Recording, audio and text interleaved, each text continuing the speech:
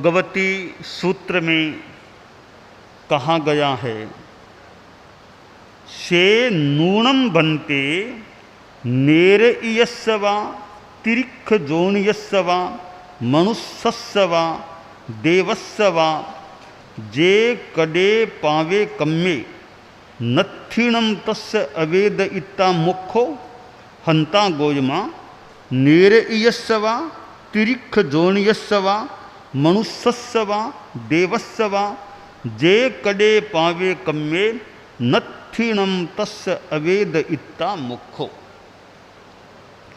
प्रश्नोत्तर का क्रम है, संवाद शैली है।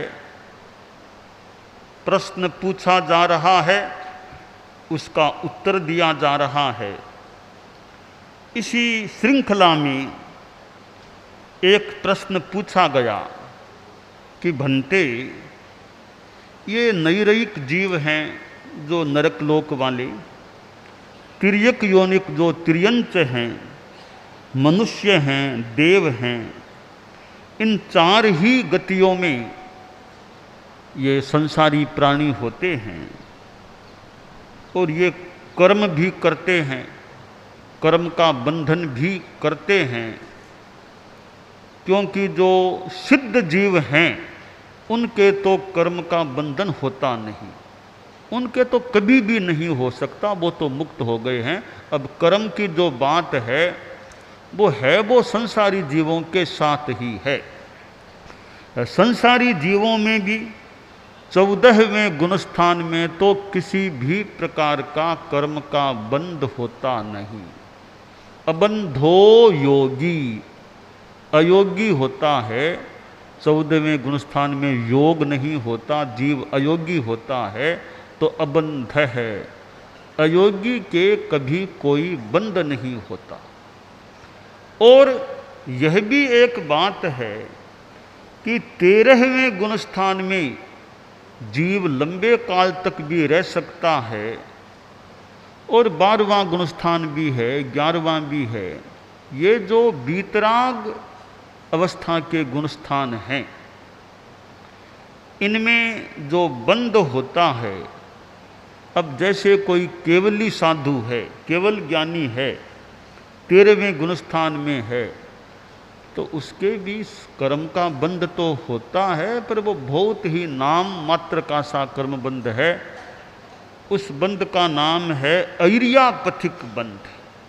वो बंधा की अगले समय में भोगा की जड़ा, बस कोई टिकाऊ नहीं होता, वो बंधा की भोगा की जड़ा ऐर्यापथिक बंध होता है। बाकी 10 गुणस्थानों में जो बंध होता है वह सांप्रदायिक बंध, सकसाय अवस्था में होने वाला बंध होता है। तो 14वें गुणस्थान में तो वो साधु ही होता है, पूर्णतया अबंध अवस्था होती है, परंतु वीतराग के भी जो बंध है वो बहुत हल्का सा बंध है, बहुत नाम मात्र का सा बंध मान लें। ऐर्यापथिक बंध बहुत हल्का सा आश्रय। तो अब सामान्य जो जीव हैं उनके तो बहुत अच्छे चिकने कर्म बंध भी बंध सकते हैं। तो प्रश्न यह किया गया है कि ये नैरयिक हैं, तिर्यक योनिक जीव हैं, मनुष्य हैं, देव हैं, ये जो पाप कर्म का बंध कर लेते हैं, उनके पाप कर्म बंध जाता है। पाप कर्म है 8 कर्मों में, पाप तो यूं 8 ही है, यानी 4 तो एकांत पाप कर्म है, घाती कर्म तो एकांत पाप कर्म है, शेष 4 जो अघाती हैं, वेदनीय, आयुष्य, नाम, गोत्र, ये दोनों तरह के हो सकते हैं। पुण्य के रूप में भी होते हैं, पाप के रूप में भी होते हैं। इसलिए यूँ कुल मिलाकर हम परसेंटेज में अगर बात करें तो संभवतः यूँ कहना संगत होगा कि 75% कर्म तो पाप के होते हैं। क्यों, 50 तो हो ही गए, घाटी तो पाप है ही है। अघाती में भी आधे आधे करें तो 25 कर लें तो 75% तो 8 कर्मों में पाप कर्म के खाते में होते हैं। ओनली 25% है वो हिस्सा पुण्य कर्म का होता है। तो पाप का पलड़ा भारी है 8 कर्मों में, पुण्य का थोड़ा है। तो यहाँ जो प्रश्न किया गया है वो पाप कर्म के लिए किया गया है। तो हो सकता है कि ज़्यादा पलड़ा भारी पाप का ही है, और भी कोई अपेक्षा हो। तो पाप के बारे में पूछा गया कि जो पाप कर्म का बंध ये जीव कर लेते हैं उसका बिना वेदन, यानी उसको वेदना ही पड़ता है, बिना वेदन किए मुक्ति नहीं होती, छुटकारा नहीं होता। यह बात सही है क्या? ये प्रश्न है, यह बात है, यह बात है क्या? उत्तर में कहा गया हंता गोइमा, हाँ गौतम, यह बात ऐसी ही है। ये जो नैरिक आदि जीव कर्म पाप कर्म का बंध करते हैं उनका वेदन किए बिना मोक्ष नहीं हो सकता, छुटकारा नहीं हो सकता। तो यह एक कर्मवाद का सिद्धांत है भी कि जैसा किया है वैसा भोगना है, वेदना है। कर्मवाद के संदर्भ में एक बात प्रश्न के रूप में उठ सकती है कि पाप कर्म जो बंधे हुए हैं उनको वेदे बिना छुटकारा नहीं हो सकता, तो फिर यह तपस्या, धार्मिकता, साधना, इसका क्या मतलब? कर्म तो वेदने ही पड़ेंगे, फिर तपस्या क्यों करें? क्या मतलब, लाभ क्या होगा तपस्या करने से? फिर तपस्या की सार्थकता बहुत कम या समाप्त हो जाएगी ना, क्योंकि कर्म तो वेदने ही पड़ेंगे जो बंदे हैं, जो बंद कर लिए हैं। इस संदर्भ में एक बात बताई गई है कि शास्त्र में मूल पाठ में आगे बताई गई है बात कि 2 प्रकार के कर्म होते हैं। एक है प्रदेश कर्म, दूसरा है अनुभाग कर्म। तत्थणम जमणं प्रदेश कम्मम तम नियमा वेदेयी, तत्थणम जमणम अनुभाग कम्मम तम अथे गय्यं वेदेयी, अथे गय्यं नो वेदेयी। कर्म के 2 प्रकार हैं, प्रदेश कर्म और अनुभाग कर्म। तो इनमें जो प्रदेश कर्म है उसका तो नियमतः वेदन होता ही है। अनुभाग कर्म है उसमें से किसी का वेदन होता है और किसी का वेदन नहीं भी होता है। तो कर्मवाद के संदर्भ में यह बात बताई गई है कि प्रदेश और अनुभाग कर्म, प्रदेश कर्म क्या है कि जो हमारे कर्म जीव के प्रदेशों में ओतप्रोत हैं, बंधे हुए हैं, उनको किसी रूप में वेदना ही पड़ेगा, फिर उनको उनका पृथक्करण होगा या वे दूर होंगे। परंतु जो अनुभाग कर्म है विपाक के रूप में आता है, प्रदेश कर्म तो अवश्यम भावी उसका वेदन होता ही होता है, क्योंकि अपने आत्म प्रदेशों से जीव उन कर्मों को वियुक्त करता है, क्षीण करता है।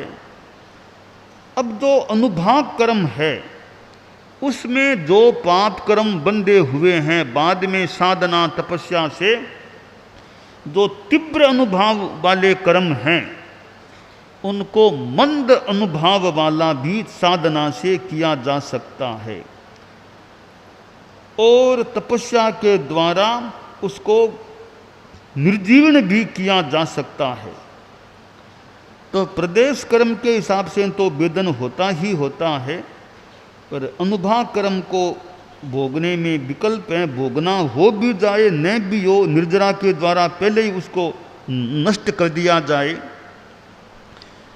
2 प्रकार की वेदना बताई गई है, एक अभ्युपगमी की वेदना और दूसरी औपक्रमी की वेदना। यह सारी तत्वज्ञान की वैसे बात है, शास्त्रों की, ग्रंथों की, ये ऐसी कर्मवाद की बातें हैं कि जो अभ्युपगमी की वेदना है उसका संबंध धार्मिक साधना से, तपस्या से है।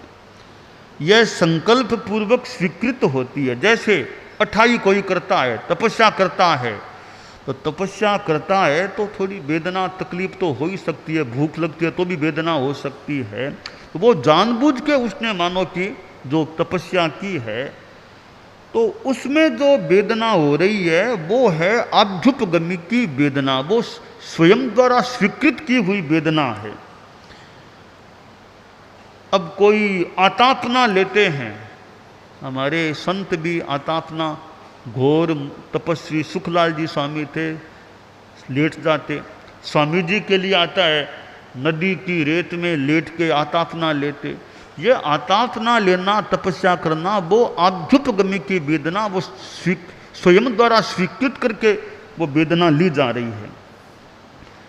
अब वो हो गई आभ्युपगमी की वेदना, जो तपस्या साधना के रूप में स्वीकार की जाती है। अब मान लें हमारे संत लोग लोच कराते हैं, लोच तो केस लेते हैं, वेदना तो होनी बहुत संभव है, तो वो एक आभ्युपगमी की वेदना होगी, स्वयं द्वारा स्वीकृत वो कष्ट है। अब दूसरी वेदना है औपक्रमी की वेदना। वो औपक्रमी की वेदना का संबंध है, वो जब कर्म का उदय होता है या उदीर्णा होती है, तब कर्म उदय में आने से जो वेदना होती है वो औपक्रमी की वेदना होती है। यह आभ्युपगमी की वेदना है, वो पंचेंद्रिय त्रियंश प्राणियों के और मनुष्य, इन दो के मानी गई है, दो के बताई गई है। और इस रूप में कि कर्म आखिर किए हुए किसी रूप में तो उनका वेदन करना ही पड़ेगा, यह कर्मवाद का एक सिद्धांत हो जाता है। अब जैसा प्राणी कर्म करता है उसके अनुसार आगे की भी गति का निर्धारण होता है। अब कोई जीव नरक में, कोई मनुष्य नरक में चला जाता है। अब जो हिंसा के भाव हैं, हिंसा और परिग्रह, हिंसा और परिग्रह ये दो ऐसे तत्व हैं, वे आदमी को नरक गति में ले जाने वाले बन सकते हैं। जितनी हिंसा का ज़्यादा परिणाम, परिग्रह का ज़्यादा आसक्ति का परिणाम, महाआरंभ, महापरिग्रह ऐसे जो हैं, पंचेंद्रिय वध है, मांसाहार है, तो हिंसा और परिग्रह की सघनता या ज़्यादा है तो आदमी मर कर के नरक गति में पैदा हो सकता है। और नरक गति में पैदा होता है तो कम से कम, एकदम कम से कम 10,000 वर्ष तो पक्का है।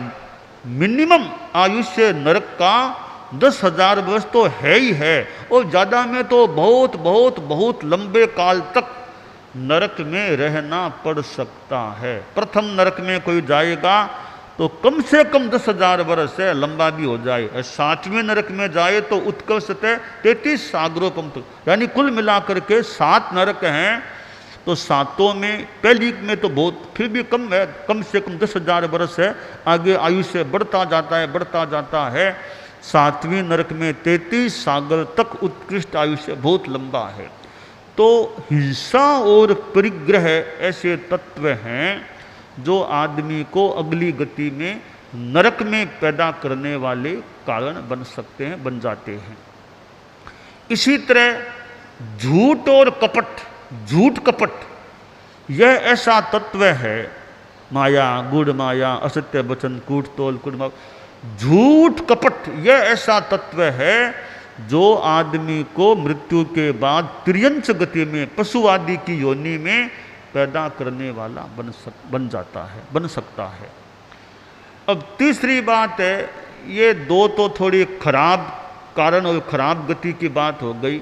अब मनुष्य गति है तो जो एक आदमी भला है, सरल है, विनीत है, भद्र है, ऋजु है, अनुकंपा वाला भी है, कोई धर्म भी विशेष नहीं करता और पाप भी ज़्यादा विशेष नहीं करता, इस प्रकार के परिणामों वाला आदमी मरकर के वापिस मनुष्य के रूप में भी पैदा हो सकता है। तो ये भद्रता, सरलता, ये अनुकंपा, ये तत्व हैं। ईर्ष्या नहीं करना, अनिर्ष्यावान रहना, इनसे, इनकी स्थिति में आदमी पुनः मनुष्य गति में पैदा हो सकता है। और जहाँ त्याग तपस्या है, संयम और तपस्या है, संयम और तपस्या देव गति का कारण भी बन सकता है। बहुत ही अच्छी साधना हो गई, संपूर्ण साधना हो गई, फिर तो मोक्ष है। मोक्ष में नहीं जाएगा तो त्यागी तपस्वी व्यक्ति, त्याग तपस्या वाला व्यक्ति देव गति का, आयुष्य का बंध कर लेता है। जिस जैसे साधु लोग होते हैं, साधुपना है, पालते हैं, मोक्ष में तो भी मान लो नहीं जा सकते हैं, तो साधुपने की अवस्था में आयुष्य का बंध करते हैं, तो वे निश्चित देवगति में जाकर पैदा होते हैं। श्रावक भी जो व्रति है, यानी देश व्रति है, सम्यक्ति भी है, उस अवस्था में आयुष्य का बंध करता है तो देवगति निश्चित है। न मनुष्य गति है, न त्रियंच है, न नरक है, तो देवगति में पैदा। इतना ही नहीं, कोई सम्यक्त्वी मात्र है, श्रावक तो नहीं बना, पर सम्यक्त्वी तक आ गया, सम्यक दृष्टि वाला है मनुष्य, उस अवस्था में वह अगली गति का बंद करता है, तो वो भी निश्चित वैमानिक गति में, देवगति में जाएगा। देवगति में भी न भवनपति में, न व्यंतर में, न ज्योतिष्क में, एकमात्र वैमानिक देवगति में ही पैदा होगा, जो मात्र सम्यक्त्वी है, उस अवस्था में आयुष्य का बंध किया है। तो श्रावक की तो बात ही और ऊंची है, वो भी वैमानिक में ही पैदा होगा। साधु की और ऊंची बात है, वो भी देवगति में जाएगा तो वैमानिक में ही पैदा होगा, उस अवस्था में जो सम्यक्त्व अवस्था में आयुष्य का बंध किया है। तो यह कर्म जिस रूप में बांधा है, पुण्य कर्म बंधे हैं तो पुण्य के रूप में आदमी भोग। हालांकि कर्मों के नियम और कई नियम हैं, कोई पुण्य का पाप में संक्रमण हो जाए, पाप का पुण्य में हो जाए, ऐसे और अनेक नियम है कर्मवाद के। तो सामान्य सी बात है कि अच्छे कर्म किए तो अच्छे फल भोगने हैं, बुरे कर्म किए हैं तो प्राणी को बुरे फल भोगने पड़ते हैं। यह जो कर्मवाद का सिद्धांत है, तो जैन दर्शन में तो इस पर एक ग्रंथों में प्रकाश डाला गया है। वैसे और भी दर्शन में, धर्म में यह कर्मवाद की बात मिल सकती है, पर जैन दर्शन में, हम जैन दर्शन की बात कर रहे हैं, तो कर्मवाद का एक अच्छा वैसे वर्णन हमें संक्षेप में भी मिलता है, आगमों में और भी ग्रंथों में भी मिल जाता है। तो यह कर्मवाद का सिद्धांत है, वो हमारी साधना का एक आधार बनता है, क्योंकि कर्म का फल भोगना होता है, दुख पाने पड़ते हैं, इसलिए तपस्या करें, साधना करें, धर्म के रास्ते पर चलें, पाप कर्म न करें।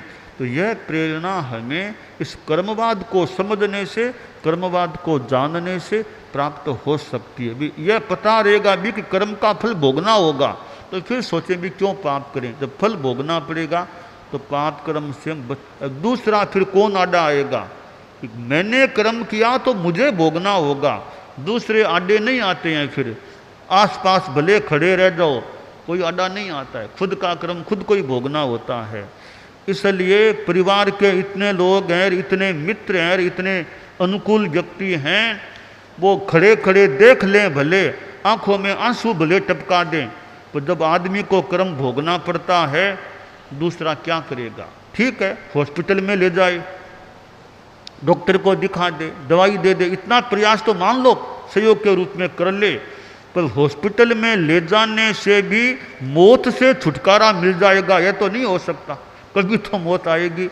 हॉस्पिटल में ले जाने के बाद भी बीमारी दूर हो ही जाएगी, यह भी कहना मुश्किल है। डॉक्टर भी कह देते हैं उस घर ले जाओ सेवा करो, घर ले जाओ सेवा करो, यानी डॉक्टर भी जवाब दे देते हैं। अभी कब कोई हमारे साध्वी प्रमुखा जी का आज जन्मदिन है, साध्वी प्रमुखा कनक प्रभा जी का आज जन्मदिन है, उनको 81 वर्ष उनके जन्म से पूरे हो रहे हैं, 82वां लगने वाला, वैसे आज वो नहीं रहे।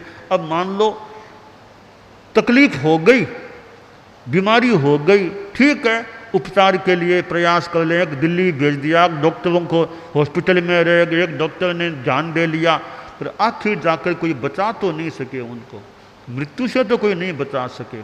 तो इसका मतलब है भी खुद का खुद को भोगना है।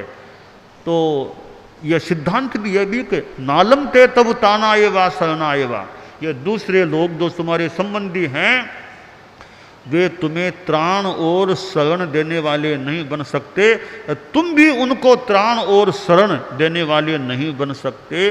तो इसका निष्कर्ष है कि जैसी करनी वैसी भरनी, सुख दुख स्वयं मिलेगा।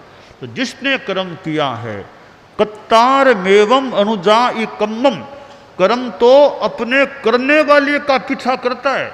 जिसने कर्म किया उसी के पीछे जाता है वो, तो और किसी के पीछे नहीं जाता है। कर्म इतना मतलब सजग है कि जिसने किया उसी के पीछे जाता है। तो ऐसी स्थिति में ये हमारे धर्म की साधना की सार्थकता होती है कि भी हम तपस्या से, साधना से अपने पूर्वकृत कर्मों की निर्जरा करें, नए सिरे से पाप कर्मों का बंध हो नहीं, संवर की साधना करें। आप लोग सामायिक जो करते हैं इसमें संवर होता है कि पाप कर्म का आने का रास्ता एक सीमा तक बंद हो जाता है। साथ में स्वाध्याय आदि करते हैं तो पूर्वकृत कर्मों की निर्जरा भी होने की बात होती है। तो सामायिक अपने आप में संवर है। हमारे उपासक बैठे हैं, कोई पूछे सामायिक शुभ योग है या अशुभ योग है, कोई प्रश्न पूछ ले तत्वज्ञान का, तो क्या जवाब देंगे? जयंती लाल जी क्या जवाब देंगे? शुभ योग है या अशुभ योग है सामायिक? हैं? दोनों ही नहीं है, हैं? हाँ, सामायिक न शुभ योग है न अशुभ योग है, क्योंकि वो संवर है। शुभ योग तो निर्जरा की बात हो गई, सामायिक अपने आप में संवर है, न शुभ योग है न अशुभ योग है। हाँ, सामायिक में शुभ योग हो सकता है, पर सामायिक अपने आप में शुभ योग है न अशुभ योग है, वो तो संवर होता है। तो ये सामायिक है, पौषध है, ये एक संवर की साधना है। साथ में ये जो स्वाध्याय आदि है, धार्मिक चर्चा है, वे चीज़ें निर्जरा के साधन बन जाते हैं। कोई संवर न भी करे तो भी निर्जरा हो सकती है। तो धर्म की साधना की सार्थकता इसलिए है कि हम अपने पूर्वकृत कर्मों को निर्जीर्ण कर सकते हैं, कर्म को काट सकते हैं, नए सिरे से कर्मों के आने के रास्ते को बंद कर सकते हैं। तो ये संवर और निर्जरा, यह सारा एक साधना का निचोड़ है, सार है या साधना है कि संवर करो और निर्जरा करो। तो संवर और निर्जरा के द्वारा हमारी आत्मा एक दिन पूर्णतया कर्म मुक्त होकर मोक्ष को प्राप्त हो सकती है।